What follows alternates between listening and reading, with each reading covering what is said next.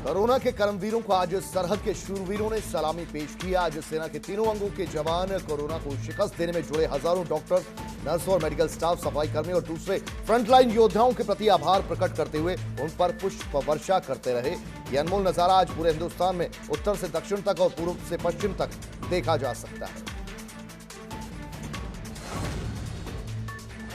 Delhi excise department ने L6 और L8 यानी शराब और बियर की सरकारी दुकानों की लिस्ट मांगी है। हालांकि अभी प्राइवेट शराब की दुकानें नहीं खुलेंगी, वहीं शराब की सरकारी दुकानें खोलने की इजाजत दी जा सकती है। कंटेनमेंट जोन में किसी भी तरह की कोई दुकान नहीं खुल सकती। दिल्ली में इस वक्त करीब 96 कंटेनमेंट जोन है और इन जोन में कोई कमर्शियल एक्टिविटी शुरू नहीं हो सकती। केवल शराब की सरकारी दुकानों को ही खुलने की इजाजत होगी। फिलहाल इस बारे में दिल्ली सरकार अंतिम फैसला अभी लेगी। देश भर में कोरोना वायरस से संक्रमित मरीजों की संख्या में लगातार बढ़ोतरी हो रही है। केंद्रीय स्वास्थ्य और परिवार कल्याण मंत्रालय की ओर से जारी आंकड़ों के मुताबिक 1301 लोगों की मौत हो गई है। इसके बाद देश भर में कोरोना पॉजिटिव मामलों की कुल संख्या 39,980 पहुंच गई है। उत्तर प्रदेश में कोरोना संक्रमित मरीजों की संख्या लगातार बढ़ रही है। यूपी में संक्रमितों की आंकड़ा 2400 के पार पहुंच गया, जबकि प्रदेश में अभी 1756 एक्टिव केस हैं। अब तक कुल 654 मरीज ठीक हो चुके हैं। 43 लोगों की कोरोना से मौत भी हो गई है। आगरा में कोरोना मरीजों की संख्या बढ़कर 543 पहुंच गई। आगरा प्रशासन 39 हॉटस्पॉट पर निगरानी बनाकर रखे हुए है। वहीं अब तक कोरोना से 15 लोगों की मौत भी हो चुकी है। आगरा में अब तक 134 कोरोना मरीज ठीक हुए। वहीं आंकड़ों में कमी लाने के लिए जनता की राय प्रशासन लगातार ले रहा है। देश में कोरोना वायरस संक्रमितों की संख्या 37,000 के पार हो चुकी है। 39,000 तक दरअसल पहुंच चुकी है। भारतीय चिकित्सा अनुसंधान परिषद ने अब तक 14 लाख लोगों के कोरोना टेस्ट पूरे किए हैं। ये आंकड़े 30 जनवरी से अब तक के हैं। केरल 30 जनवरी को कोरोना संक्रमण वायरस का पहला केस दरअसल इसी राज्य से सामने आया था।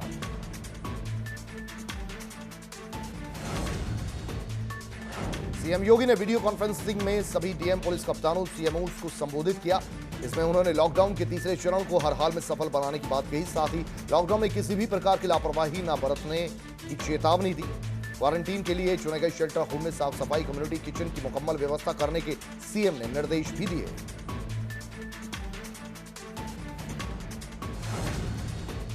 केंद्र सरकार ने देश में अलग अलग हिस्सों में फंसे लोगों को निकालने के लिए ट्रेन की सेवा शुरू की है। नासिक से लखनऊ के लिए स्पेशल ट्रेन शुरू की, जिसका नाम श्रमिक स्पेशल ट्रेन दिया गया। ये ट्रेन नासिक से शनिवार को रवाना हुई थी। आज सुबह ट्रेन लखनऊ पहुंची, जिसमें कुल 847 लोग लाए गए। इस ट्रेन में 17 कोचेस लगाए गए। ग्रेटर नोएडा में बदमाशों और पुलिस के बीच मुठभेड़ हो गई, जिसमें 2 बदमाशों को गिरफ्तार कर लिया गया। वहीं मौके से 2 बदमाश फरार भी हो गए। 2 बदमाशों को गोली लगने के बाद अस्पताल में भर्ती कराया गया। ये गिरोह हाईवे पर ट्रक ड्राइवरों से लूट करता था। बदमाशों के पास से 6 मोबाइल, 1 बाइक, अवैध हथियार और 66,000 रुपए नकदी भी बरामद हुई।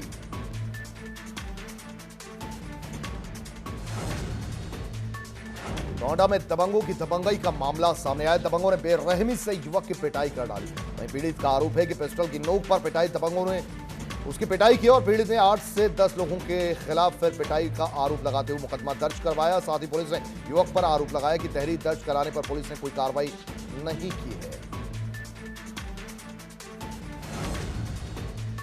ड्यूटी में लापरवाही को लेकर पुलिस कर्मियों पर कार्रवाई की गाज गिरी है। थाना कुमारगंज की चौकी देवगांव में गौकशी की प्राथमिकी रिपोर्ट न लिखने और अभियुक्तों को छोड़ने के आरोप में चौकी इंचार्ज समेत कई लोगों को के खिलाफ दरअसल जांच के आदेश दिए गए। मुकदमा दर्ज किया गया। इटावा में पुलिस की संवेदनहीनता सामने आई। मानसिक रूप से कमजोर शख्स को पुलिस ने जमकर पीटा। चाकू रखने के आरोप में शख्स का चालान किया।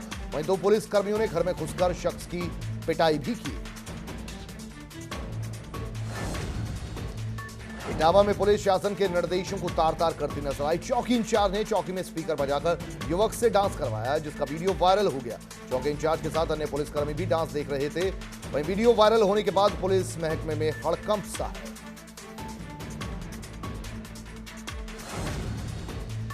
कानपुर में हुक्का बार संचालकों ने दारोगा पर हमला कर दिया, जिसमें दारोगा सुमित सिंह के साथ की दबंगों ने मारपीट। पुलिस ने मामले में 4 लोगों को गिरफ्तार किया है। आरोपी घर पर ही हुक्का बार चला रहा था। अब लॉकडाउन 3.0 शुरू हो गया और ऐसे में मेरठ तीसरे चरण में मेरठ रेड जोन में शामिल हो गया, जिसको देखते हुए एसपी सिटी अखिलेश नारायण सिंह भारी पुलिस फोर्स और आरएफ की बटालियन के साथ सड़कों पर निकलकर फ्लैग मार्च कर लोगों को जागरूक करते नजर आए। सीतापुर में बीते 24 घंटों के भीतर हुई रेप की 2 सनसनीखेज वारदातों ने कानून व्यवस्था की हकीकत फिर सामने ला दी। वारदात के दौरान किशोरियों की हालत बिगड़ने पर उन्हें जिला महिला अस्पताल में भर्ती कराया गया। पुलिस ने दोनों मामलों में केस दर्ज कर एक आरोपी को गिरफ्तार कर लिया है, जबकि दूसरा आरोपी अभी फरार बताया जा रहा है। पुलिस का कहना है कि अभी दोनों किशोरियों की हालत खतरे से बाहर है और फरार अभियुक्त की गिरफ्तारी के लिए टीमें लगा दी गई हैं।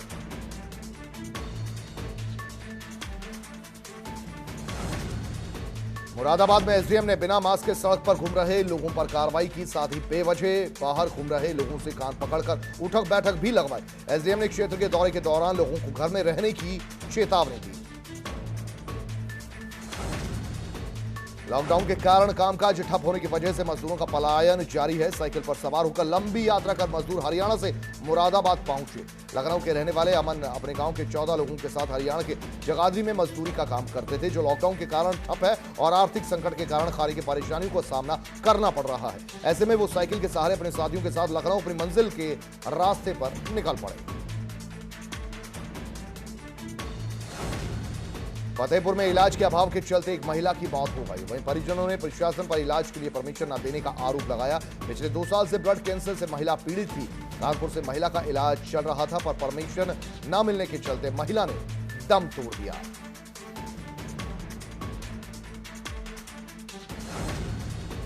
गाजीपुर में डीएम और एसपी ने कोरोना योद्धाओं के साथ फ्लैग मार्च निकाला। ये मार्च जिले में बने 5 हॉटस्पॉट में निकाला गया। फ्लैग मार्च के दौरान माइक के माध्यम से लोगों को अपने घरों में रहने की अपील के साथ मास्क और सैनिटाइजेशन की भी उनको भी इस्तेमाल करने की हिदायत दी। साथ ही कहा कि जरूरी हो तभी घरों से बाहर निकलें।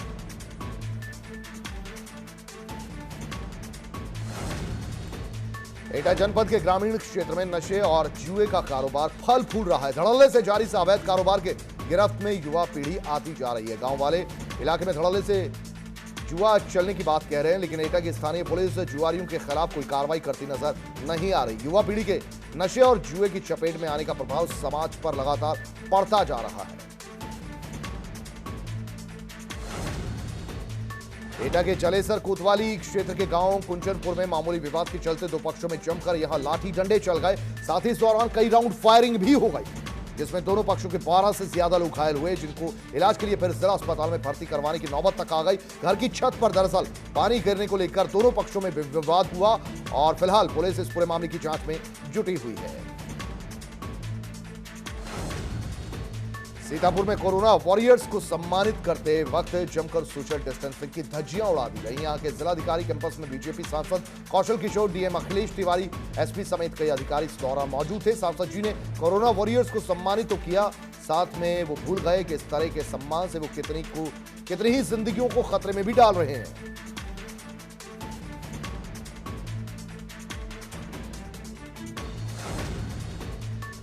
कानपुर में लोगों को सोशल डिस्टेंसिंग का पालन कराने वाली पुलिस खुद ही सोशल डिस्टेंसिंग का पालन करना भूल गई। लॉकडाउन के वक्त कोई भी कार्यक्रम करने की इजाजत नहीं है। इसके बावजूद यहां एक मंदिर में कार्यक्रम का आयोजन किया गया, जिसमें मंदिर परिसर में इकट्ठा होकर रूरा एसओ विद्यासागर सिंह ने दीप भी जलाए।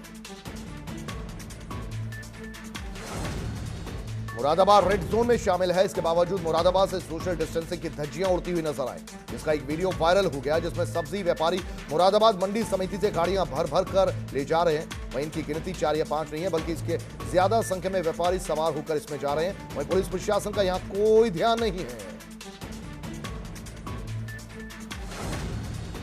कन्नौज जिले में स्थानीय लोगों में कोरोना का डर नजर नहीं आ रहा। लोग खुलकर सोशल डिस्टेंसिंग की धज्जियां उड़ाते नजर आ रहे हैं। राशन कोटे पर स्थानीय लोगों की ओर से जमकर सोशल डिस्टेंसिंग की धज्जियां उड़ाई जा रही हैं। वहीं भूसा मंडी में भी ना तो कोई लोग मास्क पहन रहे हैं, ना ही नियमों का पालन किया जा रहा है। वाराणसी में दारोगा का टिकटॉक वीडियो वायरल हो रहा है, जिसमें AK-47 से खेलता हुआ नजर आया यूपी पुलिस का दारोगा हर्ष सिंह भदौरिया का वीडियो वायरल हुआ है। ड्यूटी के दौरान टिकटॉक वीडियो बनाया, जिसके बाद सोशल मीडिया पर जमकर वीडियो वायरल हो गया। पंजाब के जालंधर से एक बेगड़ैल युवक की शर्मनाक करतूत जो सामने आई। बेगड़ैल युवक ने जालंधर के मिल्क बार चौक पे चेक पोस्ट पर खड़े पुलिसकर्मी पर कार चढ़ा दी और एक एएसआई को काफी दूर तक घसीटता ले गया। आरोपी युवक को गिरफ्तार कर लिया गया। जालंधर के मिल्क बार चौक पे नाके पर खड़े पुलिसकर्मियों ने कार को रुकने का इशारा किया था तो युवक ने एसआई मुल्कराज पर गाड़ी चढ़ा दी। आरोपी युवक काफी दूर तक पुलिसकर्मी को बोनट पर घसीटता हुआ लेता चला गया। लॉकडाउन में जहां हर कोई अपने घरों में कैद है और तमाम फैक्ट्रियां कंपनियां सब बंद हैं, ऐसे में लोगों की मदद करने के लिए नोएडा प्राधिकरण युद्ध स्तर पर काम कर रहा है। नोएडा प्राधिकरण में एक हाईटेक कॉल सेंटर बनाया गया है, जिस कॉल सेंटर में नोएडा अथॉरिटी की हेल्पलाइन द्वारा लोगों की समस्याएं सुनी जा रही हैं और उसका निदान भी किया जा रहा है। लॉकडाउन में दूसरे राज्यों में फंसे मजदूर अपने घर जाने के लिए अलग अलग तरीके अपना रहे हैं। कुछ ऐसी ही तस्वीर मध्य प्रदेश के इंदौर जिले से सामने आई, जहां उज्जैन रोड पर लगी नाकेबंदी के पास ट्रैफिक पुलिस ने कंक्रीट मिक्सर में सवार होकर जा रहे करीब 18 मजदूरों को पकड़ा, जो महाराष्ट्र से लखनऊ जा रहे थे। सभी मजदूरों की मेडिकल जांच की जा रही है। फिलहाल पुलिस ने मामला दर्ज कर कंक्रीट मिक्सर को अपने कब्जे में ले लिया है।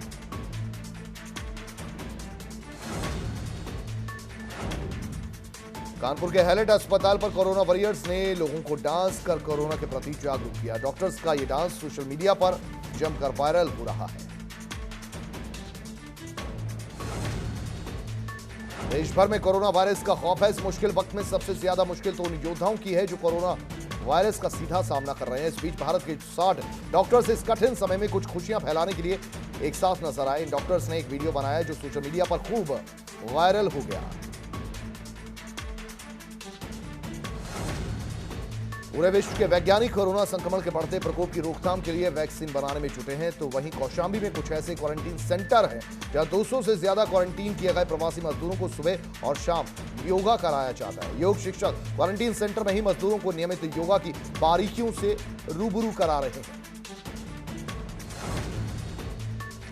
प्रदेश में सामानों की आपूर्ति करने वाले ट्रकों की आवाजाही पर किसी भी तरह की रोक नहीं लगेगी। केंद्र सरकार के निर्देशों के मुताबिक ट्रकों की आवाजाही में कोई बाधा ना हो, इसके निर्देश मुख्य सचिव उत्पल कुमार सिंह ने सभी जिलाधिकारियों को दे दिए हैं। दरअसल केंद्रीय गृह सचिव अजय भल्ला ने सभी राज्यों के मुख्य सचिवों को खत लिखकर सामान की आपूर्ति कर रहे ट्रकों की आवाजाही में किसी तरह की बाधा नहीं डालने के निर्देश दिए हैं।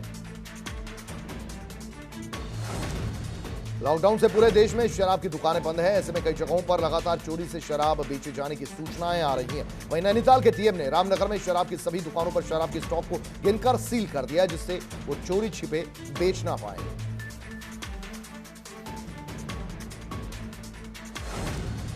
लॉकडाउन 3 के साथ ही हल्द्वानी के बनभूलपुरा इलाके में प्रशासन ने कर्फ्यू वापस लेने का फैसला लिया। 3 मई यानी आज से हल्द्वानी के बनभूलपुरा इलाके में लगा कर्फ्यू खत्म कर दिया जाएगा, लेकिन लॉकडाउन के नियमों का पालन करते हुए सोशल डिस्टेंसिंग पूरी तरह से मेंटेन रखी जाएगी। उत्तराखंड मुख्य सचिव उत्पल कुमार सिंह ने सचिवालय देहरादून में प्रेस कॉन्फ्रेंस की, जिसमें उन्होंने बताया कि उत्तराखंड राज्य की स्थिति काफी हद तक कोरोना के संबंध में बेहतर है। सामाजिक दूरी, जागरूकता, स्वास्थ्य सुविधाओं के बेहतर होने के चलते कोरोना संक्रमण के मामले में राज्य की स्थिति काफी बेहतर है। लॉकडाउन के तीसरे चरण में 3 जोन के माध्यम से राहत मिलेगी। रेड जोन वाले जिलों में ग्रामीण क्षेत्रों को राहत मिलेगी, जबकि शहरी क्षेत्रों में फिलहाल कोई राहत नहीं दी जाएगी। 4 मई से व्यावसायिक दुकानें और सरकारी कार्यालय खोलने जा रहे हैं, जिसका समय सुबह 10 से शाम 4 बजे तक रहेगा। सचिवालय को सुबह 9:30 से शाम 4 बजे तक खोलने के निर्देश दिए गए हैं। एम्स में इंटर्न कोरोना पॉजिटिव होने के बाद हॉस्टल को क्वारंटीन कर दिया गया। इंटर्न इमरजेंसी में काम करती थी, लिहाजा एम्स प्रशासन ने संस्थान की इमरजेंसी को भी 24 घंटों के लिए बंद कर दिया। इमरजेंसी को सैनिटाइज करने के बाद खोला जाएगा। फिलहाल इंटर्न के संपर्क में आए सभी लोगों के सैंपल लेकर जांच के लिए भेजे गए हैं। कानपुर के किदवई नगर स्थित चंद्रगंगा अपार्टमेंट में रहने वाला गल्ला व्यापारी 14 दिन पहले पॉजिटिव पाया गया था। हॉस्पिटल ने आज कोरोना वायरस को हराकर जब वो घर पहुंचे तो उनके फ्लैट के लोगों ने तालियां बजाकर और फूल बरसाकर उनका स्वागत किया। उनकी हिम्मत और जज्बे की सराहना की। लोगों ने इस दौरान कहा कि वो ईश्वर से प्रार्थना करते हैं कि सभी कोरोना पॉजिटिव लोग जल्द स्वस्थ हो जाएं। फर्रुखाबाद में पिछले 38 दिनों से कोरोना के खिलाफ जंग में लगी पुलिस का राष्ट्रीय स्वयं सेवक संघ ने अभिनंदन किया। सोशल डिस्टेंस बनाकर सड़क के दोनों ओर खड़े संघ कार्यकर्ताओं ने शंख, घंटा, खड़ियार और तालियां बजाकर एसपी डॉक्टर अनिल मिश्रा और उनके साथ चल रहे पुलिस बल का जोरदार अभिनंदन किया। पुलिस पर कई जगह पुष्प वर्षा की गई।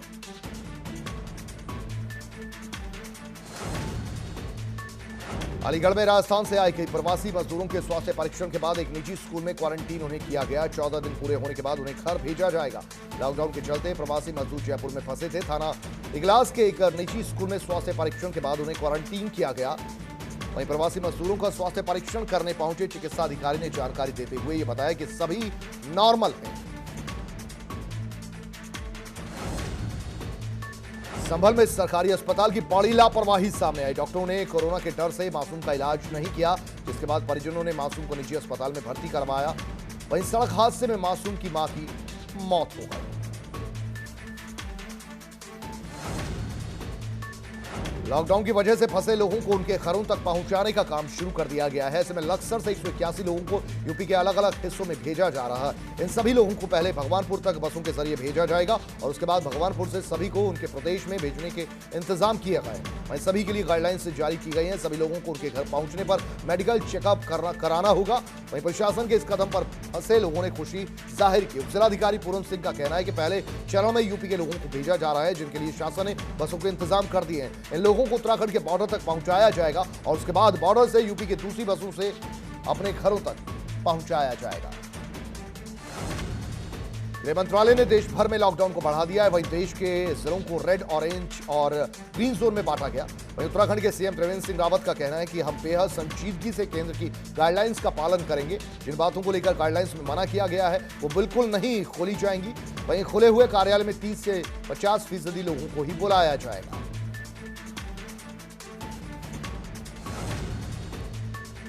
श्री कृष्णा का 3 मई यानी कि आज रात से 9 बजे प्रसारण शुरू हो जाएगा। अगले दिन सुबह 9 बजे इसका रिपीट टेलीकास्ट किया जाएगा। आपको बता दें ये शो 1993 में रिलीज हुआ था। इस शो में सरदमन डी बनर्जी ने कृष्णा का रोल निभाया। शो को बहुत पसंद किया गया। स्वप्निल जोशी ने युवा कृष्णा का किरदार निभाया। स्वप्निल जोशी ने उत्तर रामायण में कुश का भी किरदार अदा किया था। रामानंद सागर के उत्तर रामायण का 2 मई यानी कि कल आखिरी एपिसोड टेलीकास्ट किया गया। फैंस ने शो को काफी पसंद किया।